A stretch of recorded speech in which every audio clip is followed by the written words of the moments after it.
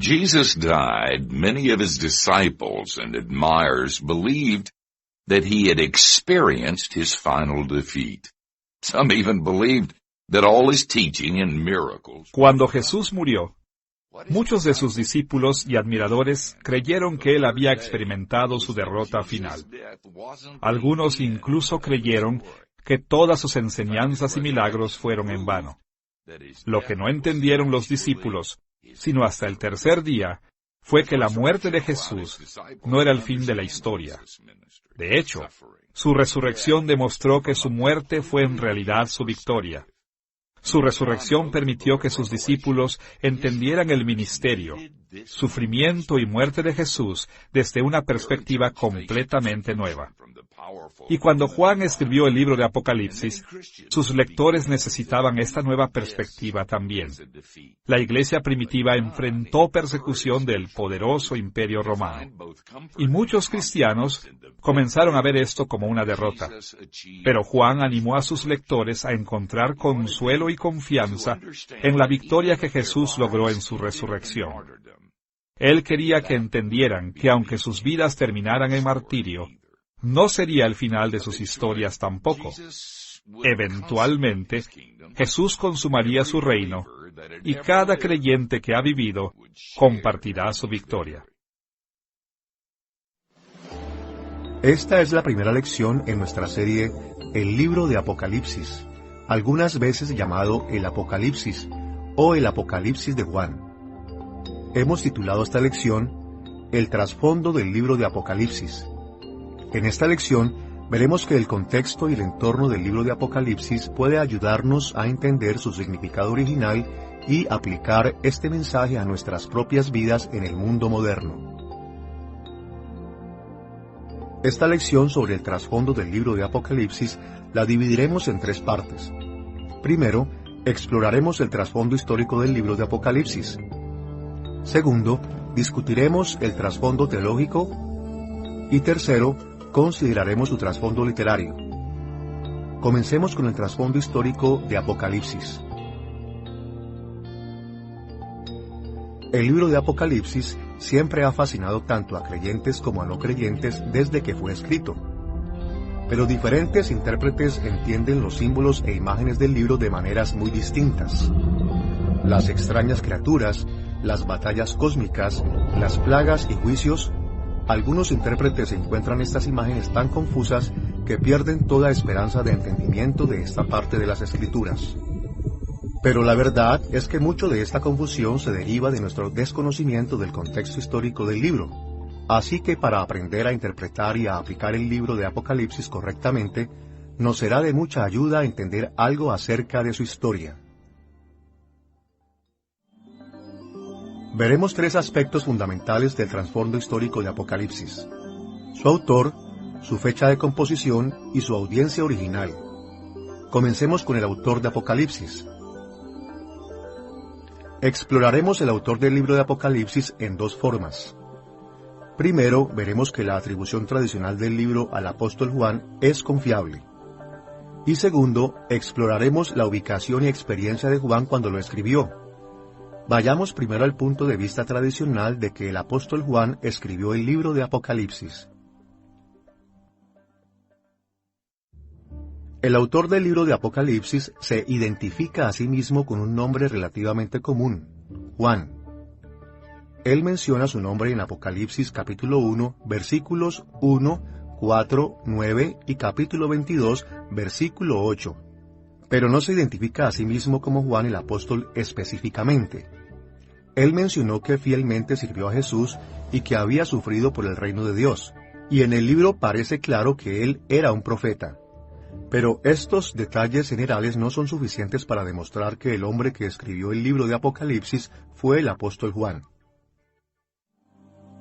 Aún así, hay por lo menos dos buenas razones para afirmar el punto de vista tradicional de que el apóstol Juan escribió este libro. Por un lado, muchos testigos antiguos testificaron que él era el autor. A principios del segundo siglo después de Cristo, los padres de la Iglesia, Justino Mártir, Ireneo y Clemente de Alejandría, identificaron al apóstol Juan como el autor del libro de Apocalipsis. Justino hizo esta declaración en el capítulo 81 de su diálogo con Trifón. El testimonio de Justino es particularmente valioso porque vivió en Éfeso a principios del siglo II, entre las personas que habían conocido a Juan personalmente. Ireneo mencionó la autoría de Juan en su obra Contra las herejías, libro 4, capítulo 18, sección 11. Su testimonio es también muy útil, porque Ireneo fue discípulo de Policarpo, que a su vez fue discípulo del apóstol Juan. En consecuencia, Ireneo estuvo en una posición superior que le permitió saber en realidad cuáles obras habían sido escritas por Juan.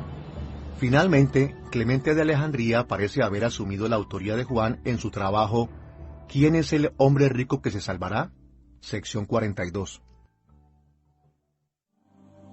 Una segunda razón para confirmar el punto de vista tradicional de que el apóstol Juan escribió el libro de Apocalipsis es su vocabulario.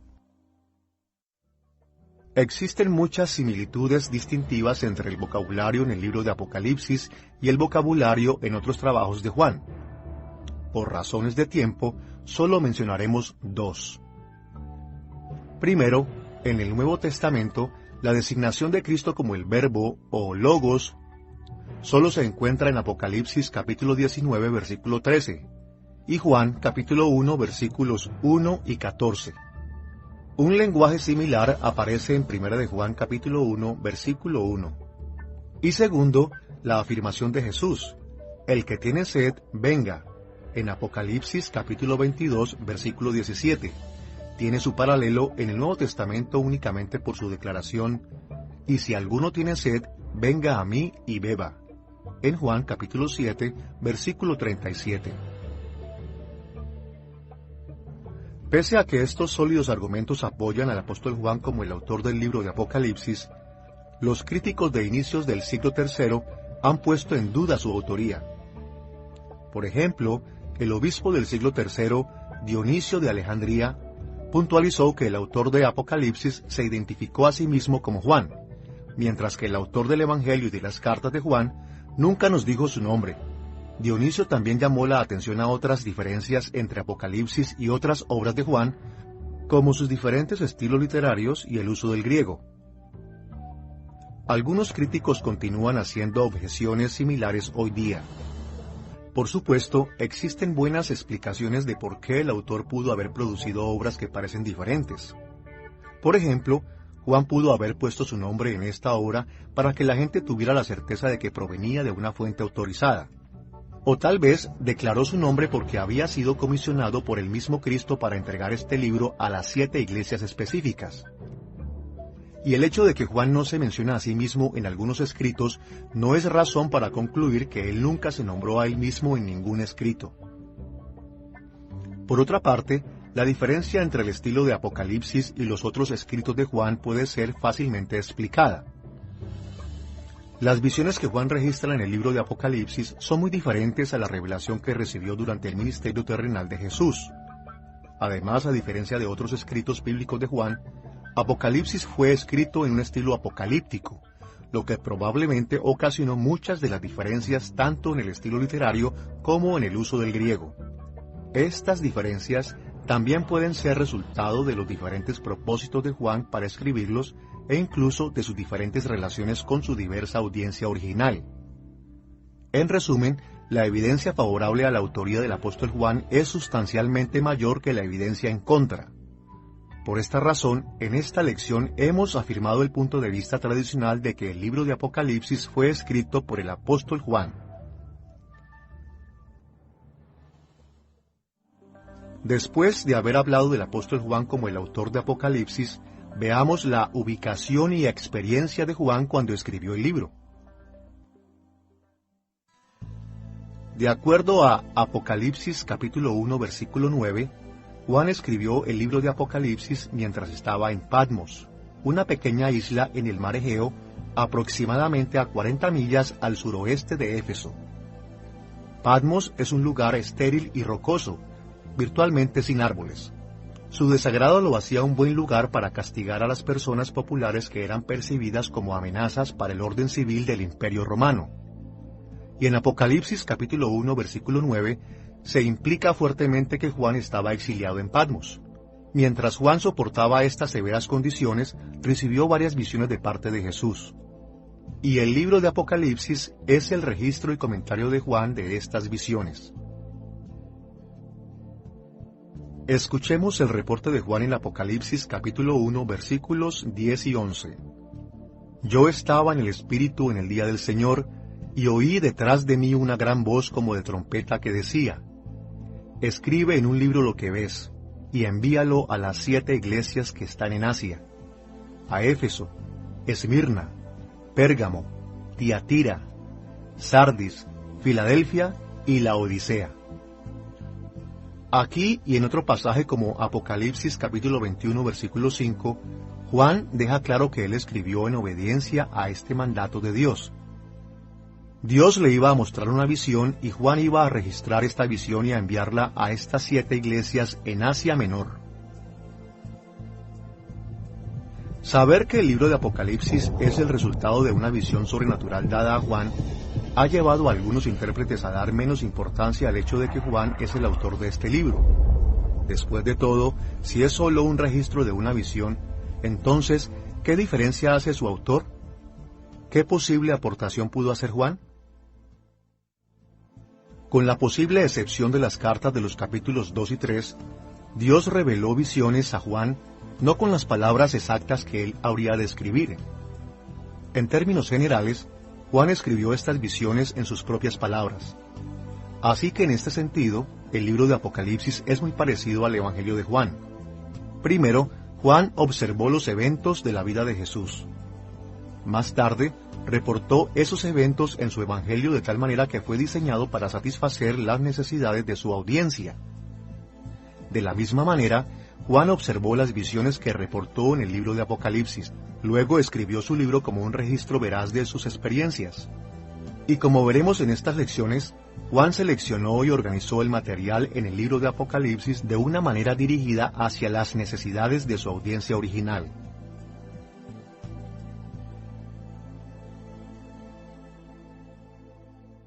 Like the rest of the Bible, the book of Revelation was inspired by God. The Holy Spirit superintended John's work. Como el resto de la Biblia, el libro de Apocalipsis fue inspirado por Dios. El Espíritu Santo supervisó el trabajo de Juan para que cada cosa que él escribiera fuera verdadera y autoritativa. Pero como veremos en estas lecciones, Juan era un autor activo y racional. Con la posible excepción de las cartas en los capítulos 2 y 3, Juan no recibió un dictado de Jesús. Él era responsable de recordar su visión, entenderla y presentarla en sus propias palabras. Ahora que hemos considerado la ubicación y la experiencia de Juan cuando escribió el libro de Apocalipsis, observemos la fecha cuando fue escrito. Los intérpretes evangélicos generalmente apuntan hacia una o dos fechas probables de la redacción de Apocalipsis, o bien una fecha temprana en la época del emperador romano Nerón, o una fecha posterior en el tiempo del emperador romano Domiciano.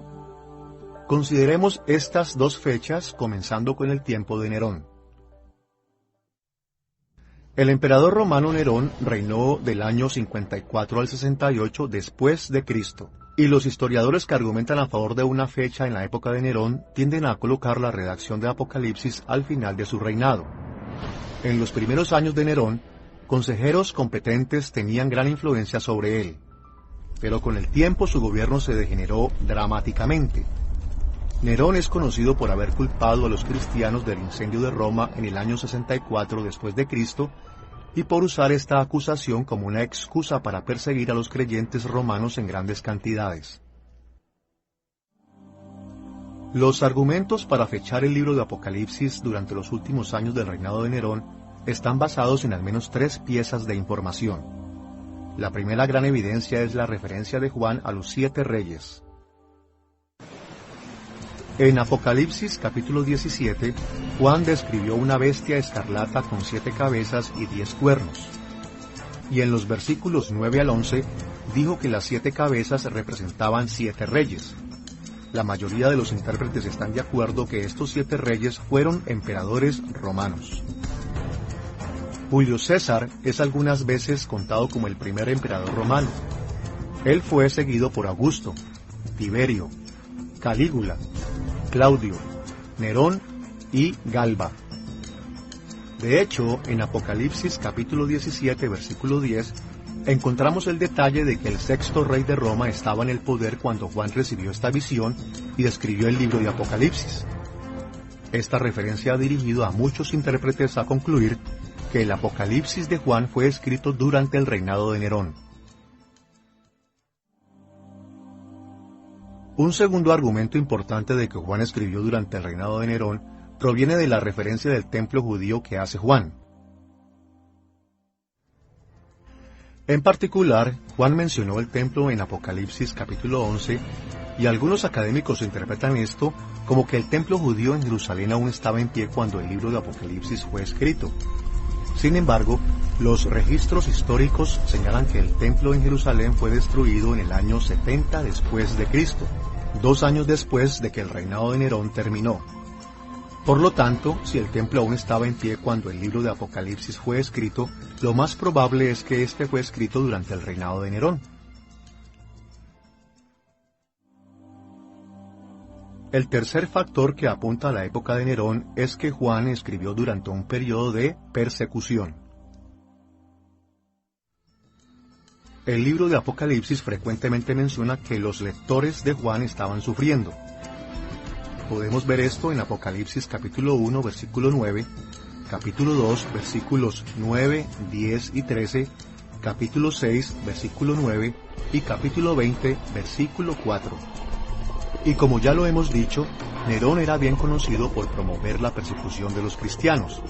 Él no fue el único emperador romano que hizo esto, pero fue el primero en hacerlo de una manera notable, aunque sus persecuciones se limitaron a la zona alrededor de Roma. Aunque no exista evidencia histórica específica de que la persecución de Nerón se haya extendido más allá de Roma, hacia otras partes del imperio, esta posibilidad no puede ser descartada. Por lo tanto, esto también puede ser visto como un respaldo a la fecha de que el libro de Apocalipsis fue escrito durante el reinado de Nerón. Pero aunque los argumentos a favor de la fecha en el reinado de Nerón tienen su mérito, no son totalmente convincentes. De hecho, un número de objeciones se han levantado contra estos. Primero, Julio César no fue en realidad un emperador. Su sucesor Augusto fue el primero en proclamarse con ese título. Por lo tanto, Julio César no puede ser el primero de 7 reyes mencionados en Apocalipsis capítulo 17, versículos 9 al 11.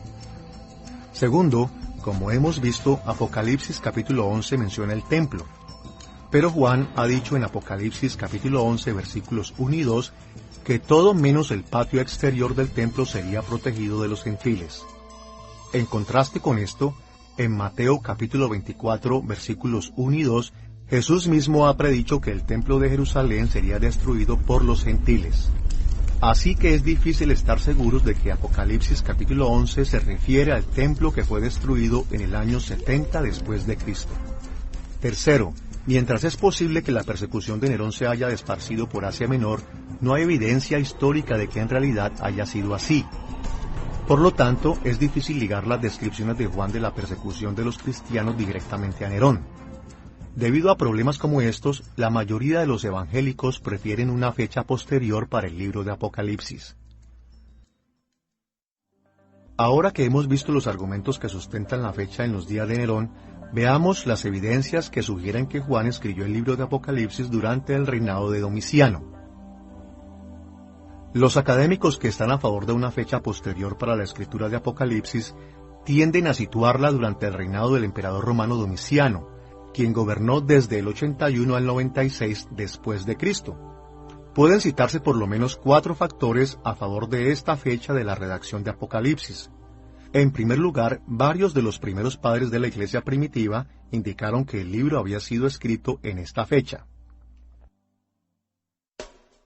Por eso, en su obra Contra las herejías, libro 5, capítulo 30, sección 3, el padre de la iglesia primitiva, Ireneo, reportó que Apocalipsis fue escrito hacia el final del reinado de Domiciano. Anteriormente en esta lección mencionamos que Ireneo fue un discípulo de Policarpo, quien a su vez fue discípulo del apóstol Juan, así que hay una buena razón para creer en su testimonio al respecto. Esta fecha también coincide con el testimonio dado por algunos padres de la iglesia primitiva del segundo siglo, como Clemente de Alejandría, quien implicaba que Juan fue liberado del exilio tras la muerte de Domiciano. Un segundo factor que sustenta que fue escrito en la fecha del reinado de Domiciano es la misma referencia a los 7 reyes, que algunos intérpretes usan para fundamentar la fecha en el reinado de Nerón. Como hemos visto en Apocalipsis capítulo 17 versículos 9 al 11, Juan explica que las 7 cabezas de la bestia escarlata eran los 7 reyes.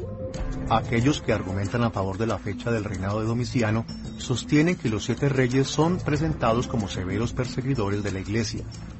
Por lo tanto, en lugar de contar a todos los emperadores romanos, ellos solo cuentan a aquellos emperadores que persiguieron a la iglesia de forma significativa. En esta cuenta, Calígula fue el primer emperador. Él reinó desde el año 37 al año 41 después de Cristo. Claudio fue el segundo, y reinó del año 41 al año 54 después de Cristo. Nerón fue el tercero, reinando del año 54 al año 68 después de Cristo. Posteriormente al reinado de Nerón, 3 emperadores menores son ignorados debido a que ellos no contribuyeron significativamente en la persecución de la iglesia. El cuarto emperador que persiguió a la iglesia fue Vespasiano, quien reinó desde el año 69 al año 79 después de Cristo. El quinto fue Tito, quien reinó desde el 79 al año 81 después de Cristo. Y el sexto fue Domiciano, quien reinó desde el año 81 al año 96 después de Cristo, en el que durante su reinado Apocalipsis fue escrito. Un tercer factor que apunta a que fue escrito en la fecha del reinado de Domiciano es la persecución de los cristianos. De acuerdo a muchos historiadores, Domiciano persiguió a la iglesia fuera de Roma más extensivamente que cualquier otro emperador lo hubiera hecho. Por ejemplo, en el año 96 después de Cristo, Clemente de Roma escribió una carta a los corintios que hablaban de repentinas y repetidas calamidades y percances que les habían ocurrido.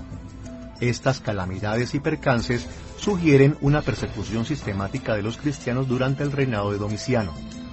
Él reportó haber temido la venida de Cristo, y llegó a decir que había ejecutado a su propio primo, el cónsul romano Flavio Clemente, debido a que Flavio era cristiano. Una cuarta razón que sugiere la fecha en el tiempo de Domiciano es que Domiciano exigió adoración al emperador. El tema de la adoración al emperador aparece en varias porciones del libro de Apocalipsis. Por ejemplo, la bestia que representa a los 7 reyes en Apocalipsis capítulo 17 versículos 9 al 11, también exige que la gente le adore en Apocalipsis capítulo 13, 14 y 16. Este motivo parece indicar que Apocalipsis fue escrito durante el tiempo cuando el emperador romano exigía que los cristianos le adoraran. No hay evidencia de que Nerón demandara que la gente le adorara, pero Domiciano claramente lo hizo. Los cristianos encontraron su desaprobación cuando ellos se rehusaban a reconocer la pretensión de Domiciano de ser Dios y Señor. Domiciano inició todas sus cartas con la frase «Nuestro Señor y Dios manda», y exigió a sus súbditos a que se dirigieran a él de la misma manera. También colocó estatuas de oro y plata de sí mismo en los templos de los dioses romanos. Pero la idea de que Juan escribió el libro de Apocalipsis durante el tiempo de Domiciano también tiene sus debilidades. Por ejemplo, Juan nunca dijo que los 7 reyes mencionados en el capítulo 17 fueran importantes perseguidores de la iglesia, y nunca mencionó la destrucción física del templo en Jerusalén en el año 70 después de Cristo, algo que realmente sucedió en el tiempo de Domiciano. The precise time John wrote the book of Revelation can't be identified with certainty. But there seems to be more support for the view that it was written during La fecha precisa en la que Juan escribió el libro de Apocalipsis no puede ser definida con claridad. Pero hay fundamento para pensar que fue escrito durante el reinado de Domiciano. Los intérpretes que apoyan este punto de vista sugieren una fecha alrededor del año 95 después de Cristo, cerca del final de la vida de Domiciano, justo antes de que Juan fuera liberado de Patmos. En estas lecciones, ninguna de nuestras interpretaciones dependerá de alguna fecha específica del libro de Apocalipsis. En cambio, nos enfocaremos en el hecho de que fue escrito en algún momento durante la segunda mitad del siglo I, en el tiempo cuando los creyentes eran perseguidos por causa de su fe y presionados a adorar al emperador. Habiendo examinado el autor y la fecha de redacción del libro de Apocalipsis, discutamos ahora su audiencia original. Juan explícitamente dirigió la revelación a las 7 iglesias de Asia Menor, en una zona que ahora es parte de Turquía Occidental. Las iglesias estaban localizadas en las ciudades de Éfeso, Esmirna, Pérgamo, Tiatira, Sardis, Filadelfia y Laodicea. Cada iglesia recibió estímulo y represión cuando fue necesario de acuerdo a su condición. Los historiadores y el mismo libro de Apocalipsis explican que los cristianos que vivieron en estas ciudades enfrentaron todos los tipos de tentaciones y presiones que trataron de desviarlos de la verdadera fe cristiana. Como muchos de los cristianos de cada época, ellos sintieron gran presión de comprometer su fe. Las iglesias de Asia Menor enfrentaron muchas fuentes de presión que comprometían sus creencias y prácticas. Pero para los propósitos de esta lección, nos enfocaremos en 4 problemas que caracterizaron sus circunstancias. Primero, los gremios de comercio paganos presionaron a los cristianos a adorar a dioses falsos. En el primer siglo existieron gremios de comercio a lo largo de Asia Menor. Estos eran grupos de trabajadores y profesionales que se organizaban con fines económicos. Cada persona, incluyendo los cristianos, necesitaban unirse a estos gremios de comercio si esperaban hacer grandes negocios en sus comunidades. Esta práctica social presentaba un serio reto a los seguidores de Cristo, porque cada gremio tenía una deidad patronal y se esperaba que los miembros de los gremios expresaran lealtad a esa deidad. Los cristianos que se negaban a mostrar lealtad a la deidad patronal del gremio generalmente eran excluidos de las relaciones comerciales con sus miembros. Una segunda presión de compromiso vino de las comunidades judías, que estaban esparcidas a través de Asia Menor en el primer siglo. En su mayoría, las religiones del Imperio Romano solo podían practicarse en sus países de origen. Una notable excepción a esta ley fue el judaísmo. Las sinagogas judías estuvieron operando en las ciudades más importantes de Asia Menor. Al principio, los romanos veían al cristianismo como una secta del judaísmo, de tal forma que el cristianismo podía ser legalmente practicado a través del imperio. Pero a medida que los judíos comenzaron a desvincularse de los cristianos creyentes, la cristiandad perdió su estatus legal en la mayor parte del imperio, poniendo a los cristianos en riesgo de castigo y persecución por parte del gobierno. Como resultado, los cristianos se sintieron presionados a unirse al judaísmo e incluso a abandonar su fe en Cristo. Una tercera presión que comprometía la verdadera fe de los cristianos venía del gobierno romano, quien demandaba que los cristianos adoraran al emperador y a los dioses romanos. Debido a que la comunidad judía rechazó la iglesia cristiana, el gobierno demandó que los cristianos participaran en la adoración pública de los dioses romanos. Y en los días de Domiciano, esto aún incluía una afirmación de que el emperador era un dios. Si los cristianos rechazaban unirse a esta idolatría, ellos podían ser acusados de ateísmo, un crimen que acarreaba severas consecuencias y podía incluso resultar en la ejecución. Con el fin de preservar sus vidas físicas, muchos cristianos se sintieron presionados a participar en esta falsa adoración. Lamentablemente, además de la presión que venía desde fuera de la iglesia, una cuarta presión venía de parte de los cristianos desobedientes. La Biblia no nos proporciona muchos detalles acerca de los problemas en las iglesias de Asia Menor. pero las cartas a las iglesias en Apocalipsis capítulos 2 y 3 hacen una lista de varios problemas específicos causados por las personas que estaban dentro de la comunidad cristiana. Por ejemplo, las enseñanzas inmorales de Balaam se mencionan en Apocalipsis capítulo 2, versículo 14. Un grupo llamado Nicolaitas es condenado en Apocalipsis capítulo 2, versículos 6 y 15. Y una falsa profetisa llamada Jezabel es mencionada en Apocalipsis capítulo 2, versículo 20. Por otra parte, estos cristianos desobedientes parecen haber estado presionando a otros cristianos a unirse a sus prácticas falsas. Pero no todos los cristianos desobedientes se unieron a estas sectas heréticas. Algunos simplemente renunciaron a su fe y se unieron a las religiones paganas que les rodeaban. Un registro interesante de esto viene de Plinio el Joven, quien fue gobernador de Ponto y Bitinia entre los años 111 a 113 después de Cristo. Escuchemos lo que Plinio escribió al emperador romano Trajano en su carta a Trajano. Otros mencionados por el informante declararon que eran cristianos, pero luego lo negaron, afirmando que ellos habían sido, pero que han cesado de serlo, desde algunos 25 años atrás. Todos ellos adoraban tu imagen y las estatuas de los dioses y maldijeron a Cristo.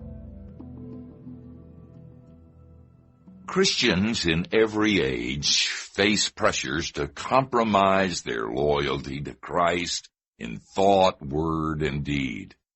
In many areas, Los cristianos de todas las épocas enfrentan presiones que comprometen su lealtad a Cristo, en pensamientos, palabras y acciones. En muchos lugares del mundo, el cristianismo sigue siendo una religión ilegal.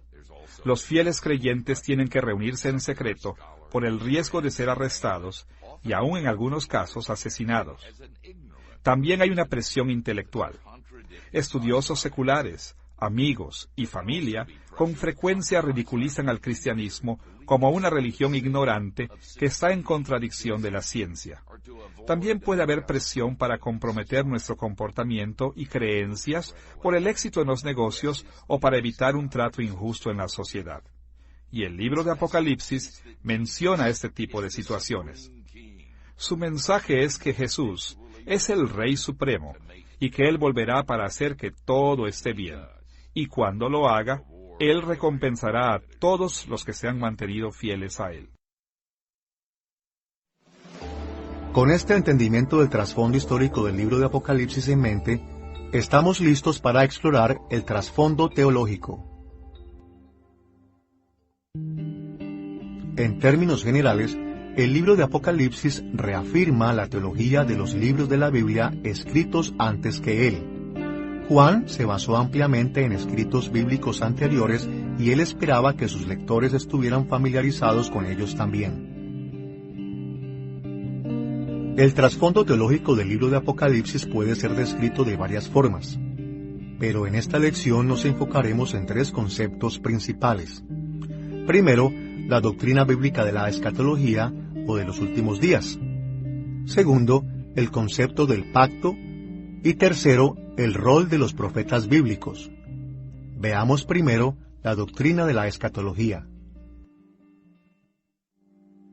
En los días de Juan, la iglesia primitiva experimentó una gran tensión porque Jesús aún no había regresado a terminar su trabajo. Durante su ministerio terrenal, Jesús había empezado a traer salvación a todas las naciones con la inauguración de la fase final del reino de Dios en la tierra. Pero para el tiempo en que Juan escribió, Jesús había estado ausente por medio siglo, y algunos cristianos comenzaron a preguntarse si regresaría. Por lo tanto, una de las razones de que Juan escribiera era para confirmar a sus lectores de que Jesús trabajó arduamente en la construcción de su reino y que Él ciertamente regresará en el futuro para cumplir cada promesa que la Biblia diga acerca de Él. En otras palabras, Juan escribió para explicar la doctrina bíblica de la escatología, las enseñanzas bíblicas acerca de los eventos de los últimos días. El término escatología significa el estudio de los últimos tiempos, o el estudio de las últimas cosas. Este se deriva de la palabra griega del Nuevo Testamento, eschatos, que usualmente significa último. Tradicionalmente, el término escatología se refiere primariamente a las enseñanzas bíblicas acerca de la segunda venida de Cristo. Pero los académicos bíblicos más recientes han utilizado la palabra escatología para referirse al estudio de las características climáticas de todo el período desde la primera venida de Cristo hasta su regreso. Esta visión más amplia de la escatología corresponde al hecho de que pasajes como Hebreos capítulo 1 versículo 2 y Primera de Pedro capítulo 1 versículo 20 se refieren al período de todo el Nuevo Testamento como los últimos días o los últimos tiempos. Para entender cómo los escritores del Nuevo Testamento entendieron los últimos días, nos ayudará a comenzar con las enseñanzas del Antiguo Testamento. Los profetas del Antiguo Testamento predijeron que el futuro Mesías o Cristo terminaría la tiranía del dominio extranjero y marcaría el comienzo del reino de Dios en la tierra. Como podemos leer en Daniel capítulo 2 versículo 44, y en los días de estos reyes, el Dios del cielo levantará un reino que no será jamás destruido, ni será el reino dejado a otro pueblo. Desmenuzará y consumirá a todos estos reinos, pero él permanecerá para siempre. En este versículo, Daniel enseña que el reino de Dios aplastaría a las naciones y gobernantes rivales con el fin de establecer un gobierno de Dios interminable sobre toda la tierra. Y en Daniel capítulo 7, versículos 13 y 14, el profeta continuó diciendo que este reino vendría a través de la obra del Hijo del Hombre, también conocido como el Mesías o el Cristo. Pasajes proféticos como estos de Daniel guiaron a los teólogos judíos en el primer siglo para dividir la historia en dos grandes eras. Esta era de pecado, sufrimiento y muerte, y la era por venir, cuando Dios destruiría completamente a sus enemigos y finalmente bendeciría a su pueblo. En los siglos posteriores a Daniel, Israel continuó luchando contra los imperios paganos y gobernadores extranjeros, y los teólogos judíos cada vez anhelaban la venida del Mesías para terminar esta era y dar comienzo a la era por venir. El mismo Jesús frecuentemente mencionó esta visión básica de dos eras de la historia en sus predicaciones. Por ejemplo, él habló de esta era y la era por venir en pasajes como Mateo capítulo 12 versículo 32, Marcos capítulo 10 versículos 29 y 30, y Lucas capítulo 20 versículos 34 y 35. Pero Jesús también introdujo una nueva perspectiva de las dos eras. Por un lado, él continuó refiriéndose a la era por venir como una era futura, pero por otro lado, él también habló del reino de Dios viniendo en su propio día. En otras palabras, él enseñó que en su día las dos eras de la historia habían comenzado a coincidir. La era por venir ya había comenzado, aun y cuando la era presente o esta era no había terminado todavía. De acuerdo a Jesús, los creyentes ya viven en el reino de Dios y ya disfrutan muchas de sus bendiciones. Escuchemos las palabras de Jesús en Mateo capítulo 12, versículo 28. Pero si yo por el Espíritu de Dios echo fuera a los demonios, ciertamente ha llegado a vosotros el reino de Dios.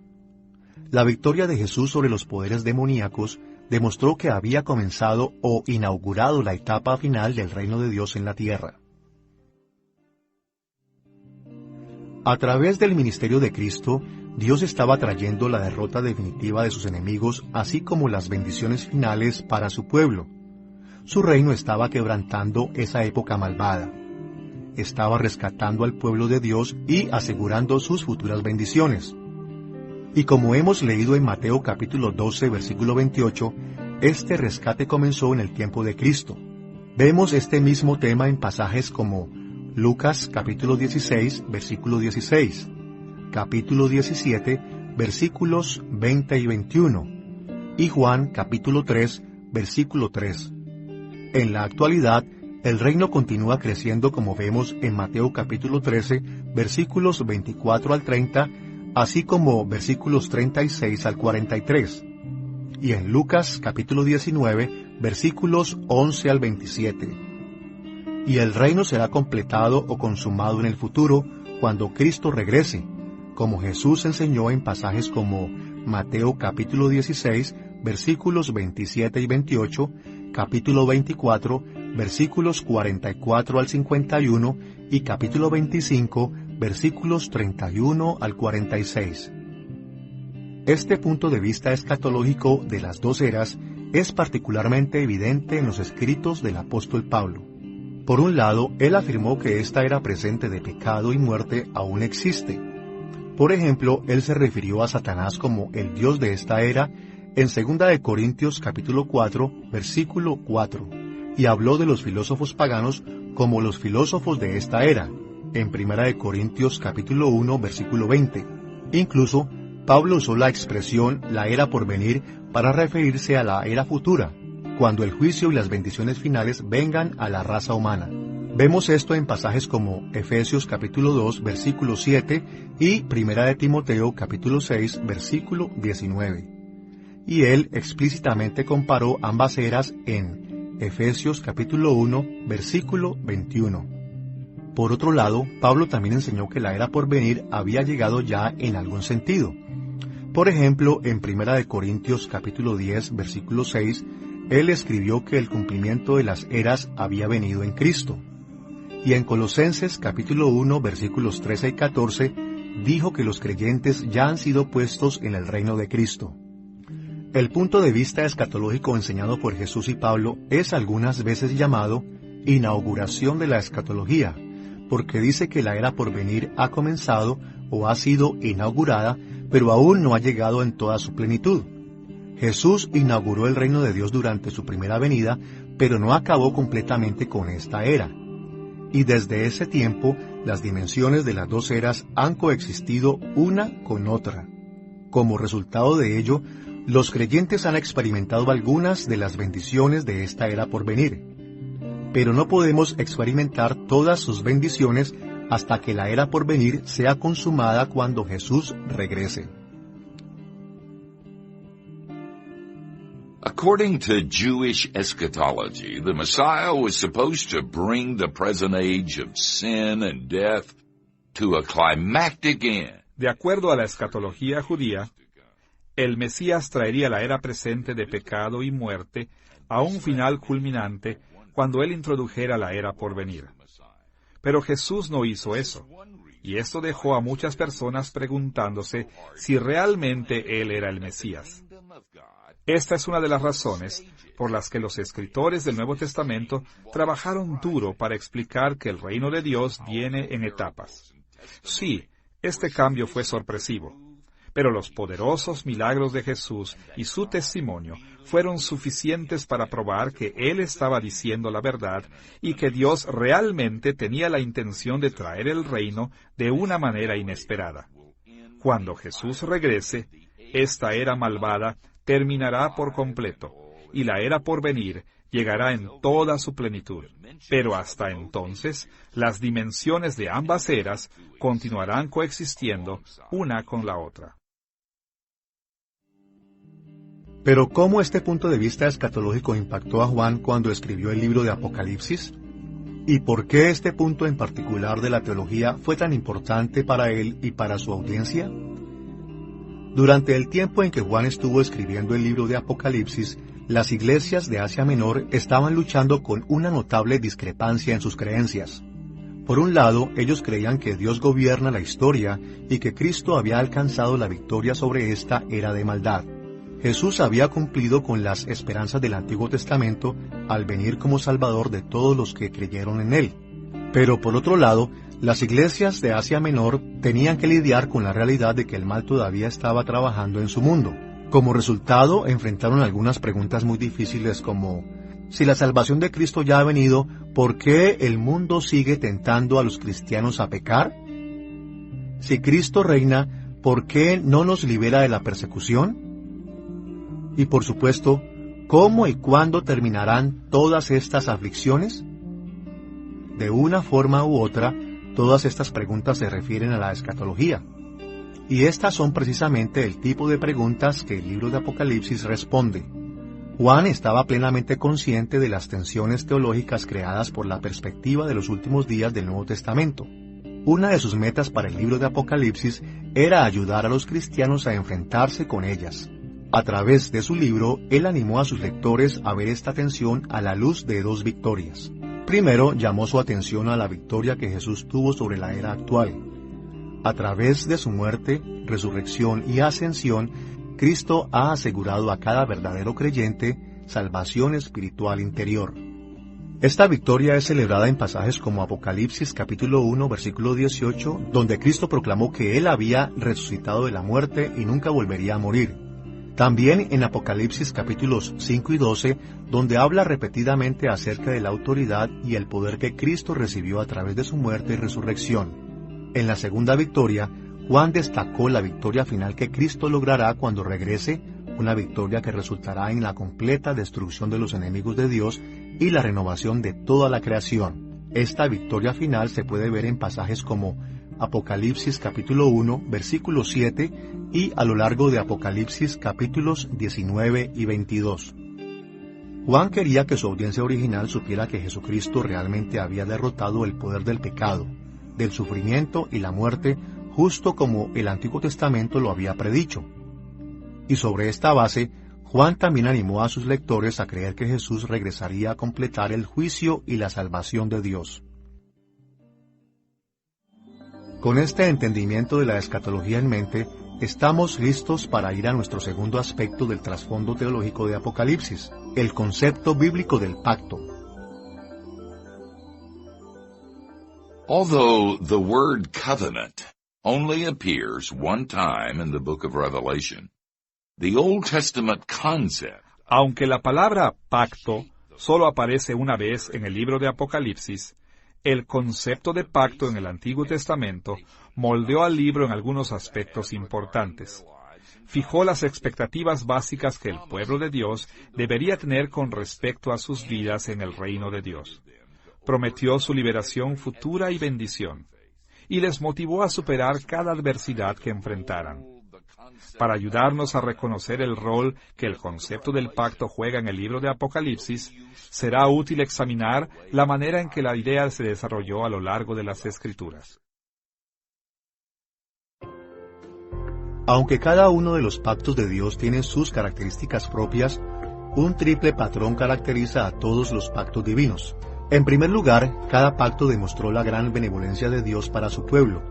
En segundo lugar, Dios esperaba lealtad de su pueblo como una respuesta de agradecimiento a su benevolencia. Y tercero, Dios gobernó su reino estableciendo un sistema justo de consecuencias. Específicamente, aquellos que fueran obedientes recibirían bendiciones y aquellos que fueran desobedientes recibirían maldiciones. En el pacto con David, mencionado en pasajes como 2 de Samuel capítulo 7, versículos 1 al 17, Salmos 89 y 132, Dios estableció la dinastía de David como el conducto de las bendiciones de Dios y los juicios sobre su pueblo. Los hijos de David fueron los reyes vasallos de Dios, representando a todo el reino ante él. Como en todos los demás pactos, Dios mostró benevolencia, esperó lealtad y recordó a la casa de David las consecuencias de sus bendiciones y maldiciones.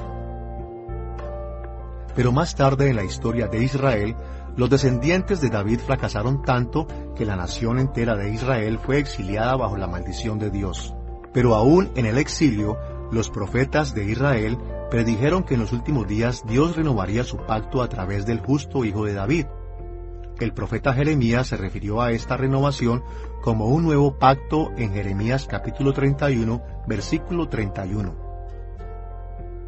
De acuerdo al Nuevo Testamento, Cristo es el gran hijo de David quien cumple este nuevo pacto. Jesucristo es rey del reino de Dios en la tierra. Y Dios, el gran rey o emperador, ha hecho un pacto con Jesús y su iglesia. En Jesús la gran benevolencia de Dios es mostrada. Cristo mismo cumplió todos los requerimientos de lealtad a nuestro favor. Él sufrió las maldiciones eternas del pacto cuando murió en nuestro lugar. Él resucitó al tercer día para compartir la eterna bendición del pacto de Dios con su pueblo. Y Él vendrá otra vez para proporcionar a su pueblo las bendiciones supremas de Dios en la creación renovada. El pueblo del pacto de Dios siempre ha incluido tanto a las personas fieles como a las infieles. Esto seguirá siendo así hasta que Cristo regrese.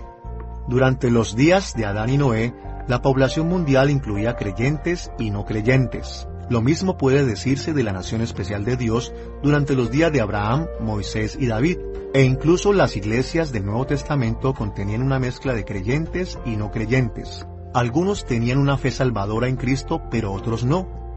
Por lo tanto, cuando Juan escribió el libro de Apocalipsis para las iglesias en Asia Menor, él sabía que solo algunos de sus lectores originales eran verdaderos creyentes. Los creyentes estaban esperando ansiosamente las bendiciones de Dios como recompensa a su lealtad. Pero otros, dentro de la iglesia, habían comenzado a vacilar en su lealtad y estaban en peligro de caer bajo las maldiciones de Dios. En respuesta a esta situación, Juan le recordó a su audiencia de la naturaleza de vivir en pacto con Dios.